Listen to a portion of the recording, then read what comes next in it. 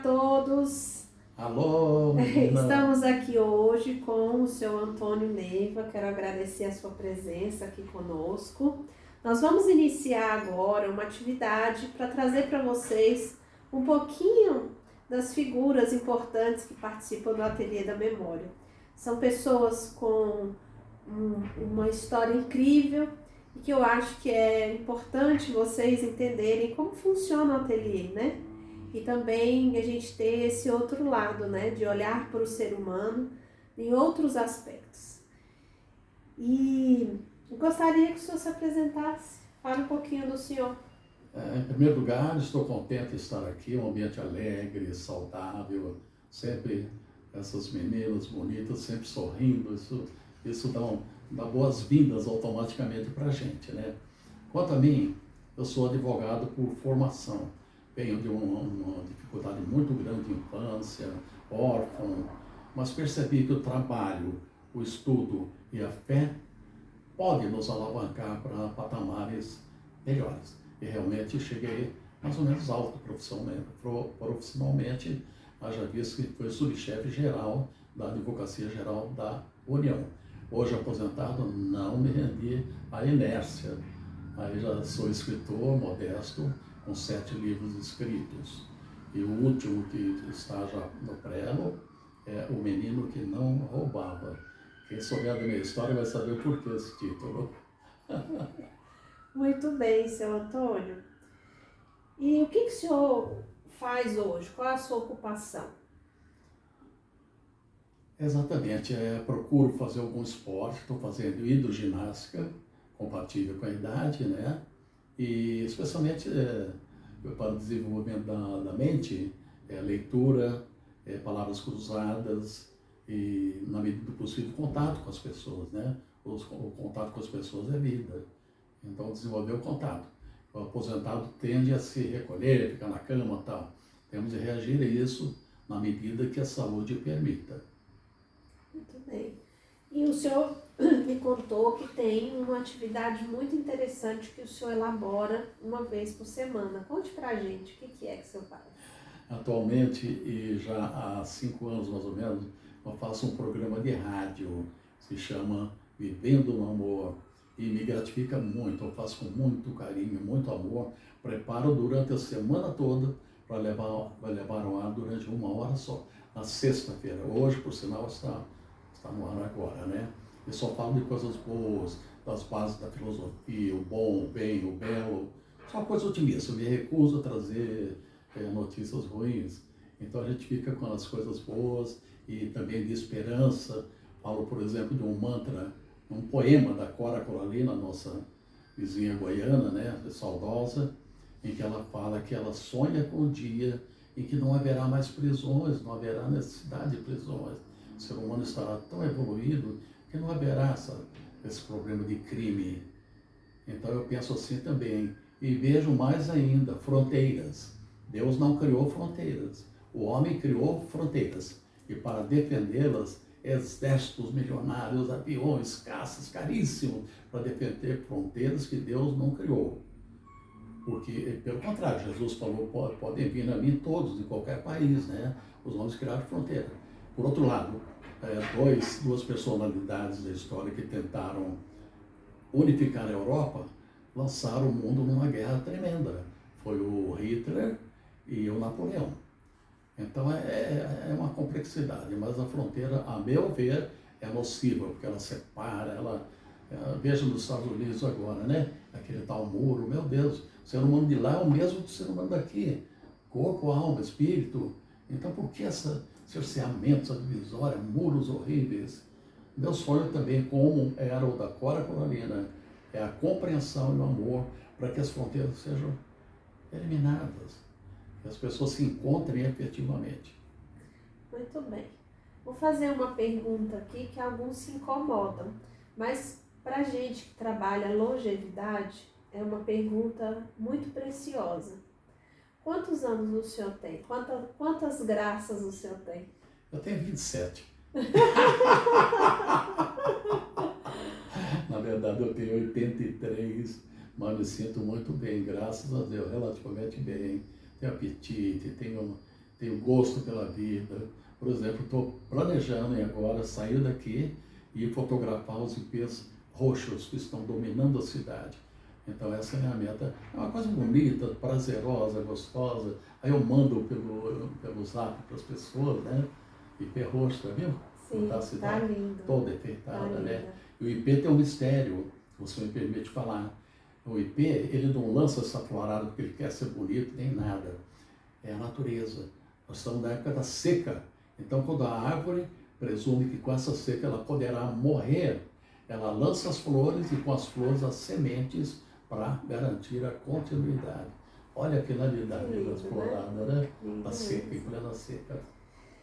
E o senhor falando da sua idade, né? Quando o senhor olha para esse número, o que o senhor pensa? Eu penso assim, olha, praticamente missão cumprida, mas não. Porque a minha missão realmente é fazer o bem o máximo possível. Eu vejo que as pessoas exemplares na humanidade, imortais mesmo, primaram por fazer o bem. Francisco de Assis, Chico Xavier, Irmã Dulce, Madre Teresa, Zilda Arnes.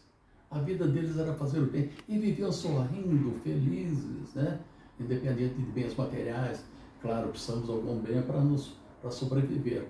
Mas a gente vê que realmente o caminho régio para o céu é fazer o bem ao próximo. Muito bem. E quando, o que o senhor acha da velhice?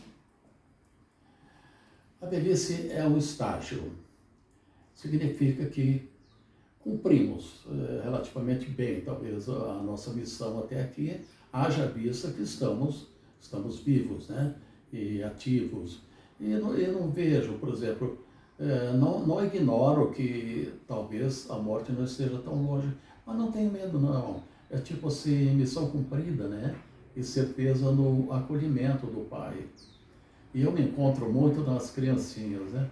O sorriso da criancinha, a beleza, a humildade, a sinceridade profunda. Eu me espelho demais nas criancinhas. Muito bem. Só queria acrescentar que nós, de idade, vamos ficando muito parecidos com as criancinhas, viu? Caem os dentes, muitos usam fraldas, ficam dependendo dos outros, olha, vão virando criança, o que é adequado, porque Jesus falou, se não vos tornares como crianças, não entrareis no reino. Querendo dizer que nós temos que ser simples, bondosos, respeitosos. O respeito é a pedra fundamental do mundo. Mas o senhor trouxe um aspecto muito importante, que é a degeneração do corpo, né? A gente vai envelhecendo o corpo. Mas assim, a questão do uso da fralda, né, dos dentes e tantas outras coisas que vai acontecendo dessa transformação do corpo, ela advém também da qualidade de vida, do que a gente faz hoje para ter uma velhice melhor. Sim. Né? Então, hoje a gente já sabe e a gente já vê muitas pessoas da idade do senhor como o senhor, né? Ativos, vivos, praticando ações para construir essa qualidade de vida e perdurar isso por a maior quantidade de tempo que puder, que for possível, né? Então, é um alerta também para as pessoas que se esquecem de si, né? Que não pensam que podem fazer hoje para ter uma velhice melhor. A chave que eu vejo é o seguinte, fugir de vícios e de excessos. Cigarro nem pensar, é uma praga horrível. Drogas nem fale, porque ela traz um efeito nocivo e de difícil volta para a realidade. Pode acontecer, mas é uma luta tão difícil. Melhor, muito melhor, jamais entrar nesse campo de drogas. É pernicioso mesmo, é muito ruim. O cigarro também é muito pernicioso. Há muitas mortes por cigarro, 4.000 por ano. E outra, ocupa hospitais, ocupa leito que poderia estar sendo ocupado por outros se eu não fumasse, né? E tem as drogas novas, né? Então, sempre vai haver esse mercado, né, negro. E cabe a gente, porque toda busca por essas atividades, né, por esses vícios, são formas de fuga do ser humano. Então, uma ótima alternativa é buscar esse processo de se autoconhecer, né? A terapia, a arte-terapia. É a autoaceitação, aceitar-se. Assim que Deus fez, aceite-se assim. Sim. Aceitação, não tem que buscar meios químicos para ser diferente, não. Você é valioso, é um filho de Deus. E outra, nós somos seres terrenos passando por uma experiência espiritual. Ao contrário, tem que cortar essa parte. Nós somos seres espirituais passando por uma experiência terrena e não seres... Corta, stop. Vamos lá. Menino, O que? Eu já escrevi, eu falei, bananou. Tá, peraí. Corta lá, Vamos lá pro foco. O senhor tem meta? Tem o quê? O senhor tem metas? Metas tem. Já? Tenho metas, sim. Meta é continuar fazendo o bem o mais, na maior intensidade possível, de acordo com as minhas possibilidades, claro, né? Fazer o bem. E o respeito, como eu disse, é a pedra angular do mundo, o respeito. Respeito por si mesmo, pelos outros, respeito por Deus. Respeito é a base do mundo. E o senhor tem desejo em realizar algo ainda na vida? Olha, o meu grande projeto agora, eu estou publicando o meu livro, O Menino que Não Roubava, é o 8º livro, e quem conhecer da minha história vai saber que eu sofri muito na infância, né? Perdi a mãe aos 3 anos, convivi com uma madrasta difícil, não é culpa dela, claro, ela trazia dos ancestrais, toda aquela bagagem, né? Mas sofri muito e tive de acreditar em Deus, acreditar em mim mesmo e reagir àqueles maus tratos, aquela coisa. Então fui para frente e subi muito alto, como eu já disse, né? Mas há resquícios, às vezes bate uma tristeza, um sofrimento. Eu tendo a aceitar isso, é assim que aconteceu e tudo bem, eu tendo a administrar, por isso também frequento o ateliê, eu busco meios, sempre procurei terapia, fiz muita terapia, escrevi, frequentei, participei, fiz curso na Unipaz, fiz curso de perdão e conciliação, tudo quanto é curso da área eu procurei frequentar, para aprender e adquirir instrumentos para superar e continuar. O senhor trouxe para a gente todas essas riquezas de atividades que o senhor faz, né? Que não é para pouco não, né? Muita coisa. E ainda me sinto meio vazio, tenho que arrumar mais. Então, e tem alguma coisa que o senhor acha que faz? Isso aqui é para manter o meu cérebro vivo e ativo. Tem algo que o senhor faz? O que eu procuro fazer atualmente, como disse, palavras cruzadas, leituras, preciso desenvolver mais, estou despendendo muito tempo com televisão. Também pode ser bom, mas com limite. E vejo também filmes, porque afinal meu programa fala também de cinema, né? E a gente gosta muito de cinema. Mas tem que ser muito seletivo também no cinema. Tem muita, assim, 90 e tantos % de coisas inaceitáveis. Mas tem alguns que são joias. Alguns filmes são joias. Eu estava vendo aquele Ben-Hur, 11 Oscars, maior campeão de bilheteria, Titanic também, muitos Oscars, né? Filmes lindos, então que isso também alimenta a sua alma, né? Faz bem a alma, faz bem a alma. A gente percebe que o bem também existe. Com certeza. Tem 3 filmes que eu gostaria de indicar, se você me permite. Sim. Minhas Tardes com Marguerite. Já viu? Não. É lindo. É uma senhora de um asilo, ela vai numa praça e lá ela conhece um cara simplório e bom, né? O Gerard Depardieu. E ele começa a ouvir o que ela tinha a falar, sem saber que ela mora no asilo. E ele aprende muito com ela. No fim, o asilo é expulso, porque ela não tinha como pagar. Esse rapaz e a esposa acolhem a Marguerite para morar com eles. É lindo, são filmes construtivos. Tem um outro também imperdível. Stop, um pouquinho. Uhum. Cerejeiras em Flor. Parou lá? Parou.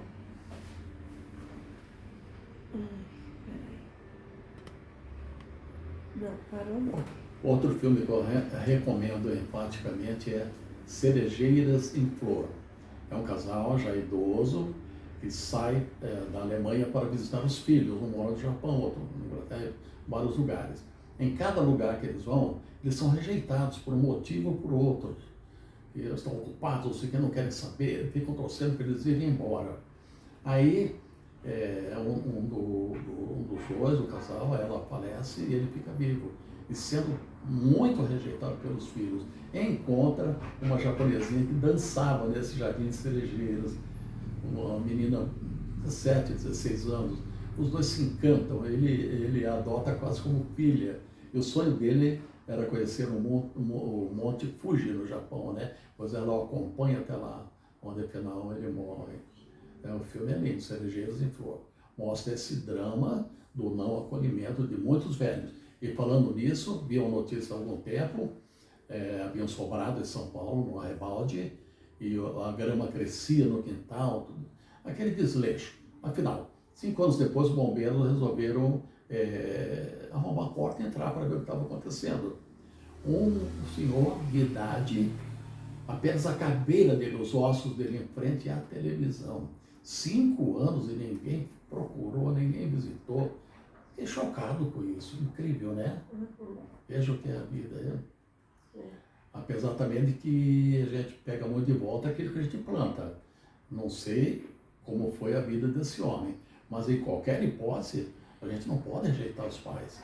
Os japoneses consideram assim, ó, os avós são o tronco aqui, os pais são isso aqui, e nós somos os ramos da árvore. Se você prejudica o tronco ou o caule, a raiz, você também está prejudicando as ramas. Sim.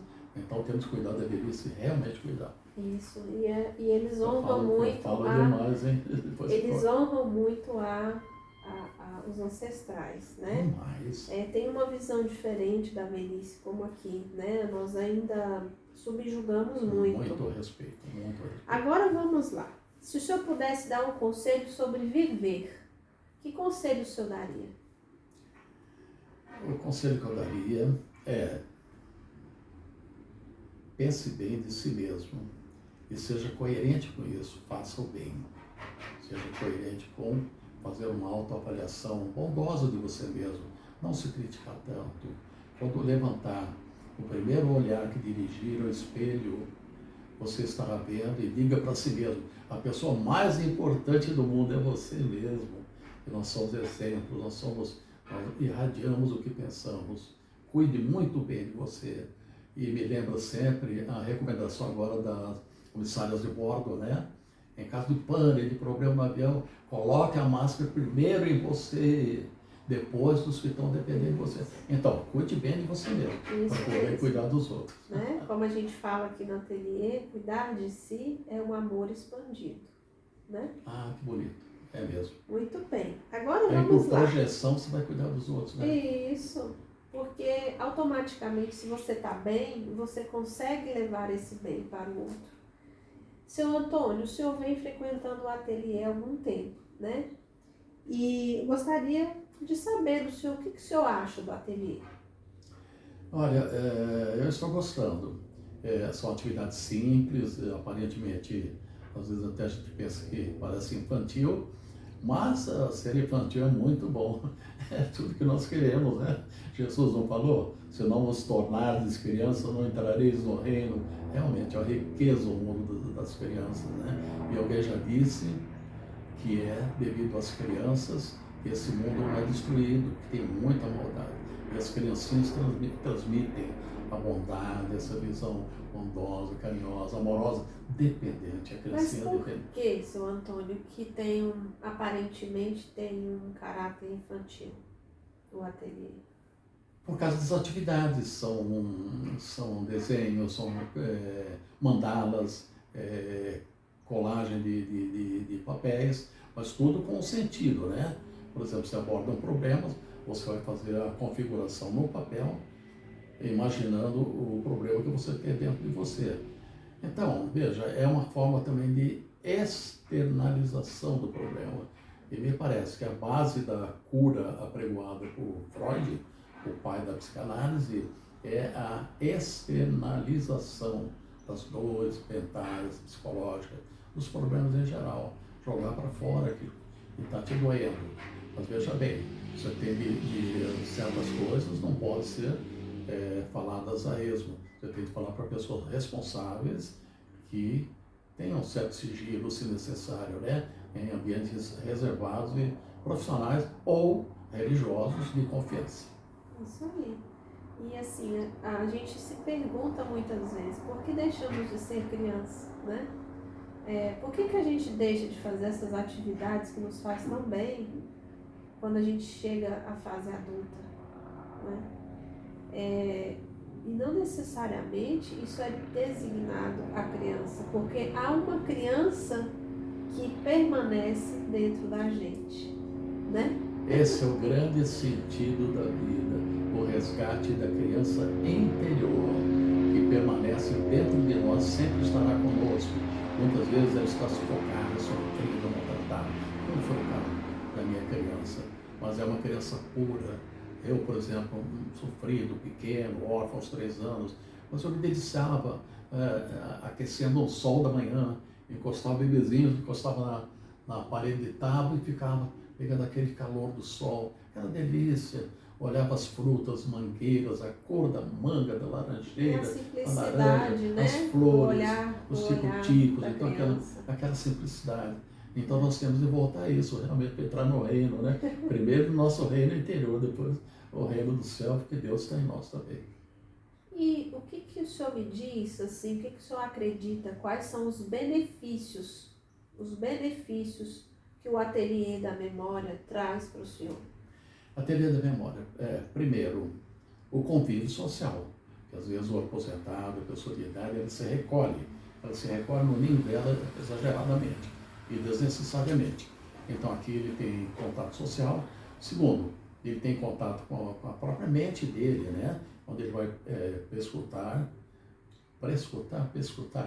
os problemas que ali residem, todos temos. Eu sempre me lembro de uma frase do Toquinho, uma música que ele fez para a Jade, a filhinha dele, que deve estar com uns 20 anos hoje.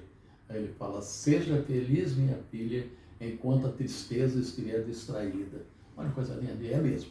Então a gente está numa boa hoje, de repente vem uma pancada, uma doença em família, um mal-estar, uma discussão com o marido, né? Qualquer coisa assim, te quebra aquele mal-estar. Então você tem que ter uma estrutura boa, e o ateliê te ajuda a ter a estrutura exatamente para suportar essas adversidades. E há um ditado que eu admiro muito, assim: nós temos de caprichar nos graves para suportar os agudos, são as notas musicais, né? É isso aí. Então precisamos estar bem para suportar eventuais pancadas que a vida traz. A gente se capacita, né? Nos momentos bons para enfrentar, para estar preparado para enfrentar isso. O senhor me falou antes da gente iniciar a entrevista que aconteceu um momento muito interessante em um dos dias que o senhor veio aqui no ateliê. Conta um pouquinho pra gente. Que memória sua, parabéns, funciona para você. Aconteceu que eu me confundi com o relógio e cheguei aqui 1 hora atrasado. Ao invés de chegar às 2, cheguei às 3, 15 horas, né? E o pessoal já estava aqui desde as 2. Aí eu reparei na fisionomia de cada um dos 6 participantes, estavam alegres, comunicativos, mais soltos do que quando observo quando eles chegam, quando nós chegamos mais tristinho, lacambuzo, pensativo. Então parece que o ateliê vai libertando a gente, vai trazendo essa possibilidade de uma liberdade psicológica e afetiva, né? Encontramos aqui muita compreensão por parte dessa princesa que aqui está, né?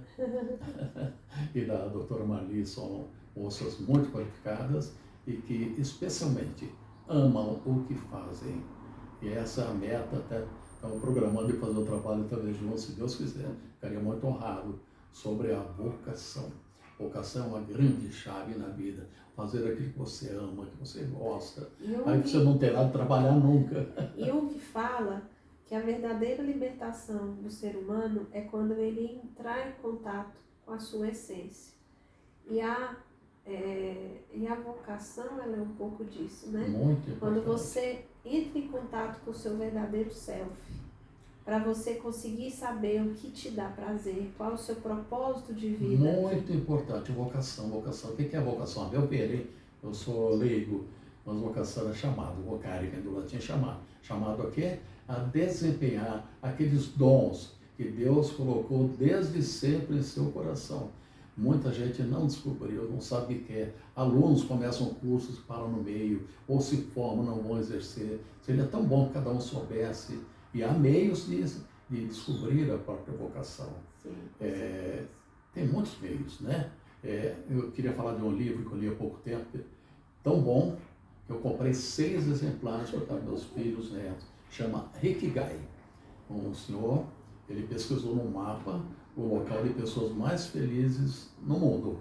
E descobriu que era a ilha de Okinawa, no Japão. Foi para lá e ficou 1 ano estudando o porquê, como e tal. Basicamente, pelo que eu entendi, o tal de Ikigai seria vocação. E as pessoas são tão felizes que diz que é comum encontrar a pessoa no domingo fazer a mesma atividade que faz durante a semana. Quer dizer, não é peso para ela, é diversão. Sim. Agora, veja, às vezes precisamos de atividades meios, né? Que escolhe sua vocação, nem sempre dá para pular diretamente para ela. Você tem de construir onde você está primeiro. E que eu particularmente acredito, seu Antônio, que esse processo é um processo gradual e evolutivo da pessoa, né? Muitas vezes ela precisa passar por uma profissão para ela conseguir enxergar aquilo que é o propósito dela. Quantas pessoas aposentadas que transitam de profissão? Né? Mas muita gente não sabe qual a vocação que tem, que eu estou dizendo, né? Começa um curso, abandonam. Então temos de estudar, olhar para dentro de nós, do que realmente eu gosto, do que é que eu gosto. Aquilo que me faz feliz, aquilo que me faz saltar da cama. Quando eu penso que me fazer uma coisa que eu amo, eu pulo da cama sem preguiça nenhuma. Se eu não gosto daquilo que eu vou fazer, E Jung vai dizer que tudo isso é o processo de individuação. Não é individualidade, é individuação. Você falou chique. Muito bem. Você falou bonito. Se o senhor puder recomendar... Mas se puder, leia esse livrinho, Ikigai. É um livrinho pequeno, mas de grande. Está sempre nas livrarias por aí, o sucesso. Pode deixar. E se eu puder recomendar, né, o que o senhor diria para as pessoas sobre o ateliê? Venham, nada a perder, tudo a ganhar, porque o ambiente é gostoso. Então, hoje, a gente está fazendo essa modesta gravação, modesta minha parte, muito sábia, da parte da Isaura. E eu estou feliz de estar aqui. Vim lá do Lago Norte, são uns 20 quilômetros, mas venho com muito prazer fazer isso. Se eu não gostasse, eu não estaria perdendo tempo vindo, né? Mas realmente é gostoso. Sou muito grata, muito obrigada pela sua entrevista, viu? Participe da rádio. Fala pra gente qual é a rádio. Meu programa é na Rádio Federal DF. Ele vai ao ar. Está indo, foi agora, às 10 da manhã da sexta, e repetido às 22 horas. Mas está sempre disponível também na internet, no WhatsApp. Rádio Federal DF, programa Antônio Leiva, Vivendo um Amor. Sejam bem-vindos, e aquele que eu não esperava que fizesse sucesso, já conta com mais de 80 mil ouvintes ao redor do mundo. O computador de emissora faz essa contagem. E chega a 2 mil visitas na internet também. Muito bem. Então é um sucesso que eu Vale esperava. a pena, viu? Eu Você recomendo, já ouviu, né, sim. Já ouviu, né? Tem muitas frases de sabedoria, né? Além de ser selecionadas as músicas por ele, são músicas gostosas, brasileiras, que trazem a gente emoções boas, tá bom? É uma das atividades que me ligou a isso, a vocação. Sim. Eu fico pesquisando, fico contente, antevendo.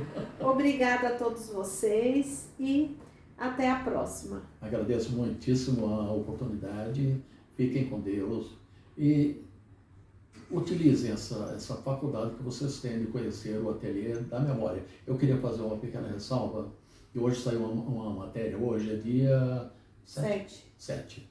Saiu uma matéria no Correio Brasiliense dizendo que pesquisadores descobriram um meio de detectar o Alzheimer, né? 7 anos antes de que ele aflore. É um avanço imenso. Tomara que venha logo para o Brasil esse recurso, é que não O existe. mais importante, né, o seu Antônio, é a A prevenção. prevenção é chave. Por isso a gente trabalha no ateliê com uma grande parte dos participantes são pessoas que são vivas e ativas, porque a prevenção é a chave, né, do tratamento para não acometer com essa doença, né, e tantas outras que ainda são desconhecidas e que causam tanto mal para a nossa vida e aqueles que convivem conosco, né, porque a degeneração desencadeia, né, uma dependência e uma série de coisas para as pessoas, né? Então, é isso aí. Prevenção é grande. Muito obrigada. Eu que agradeço, Deus lhe pague pela oportunidade, fico muito honrado, viu? Venham conhecer o Ateliê da Memória. Tchau para vocês.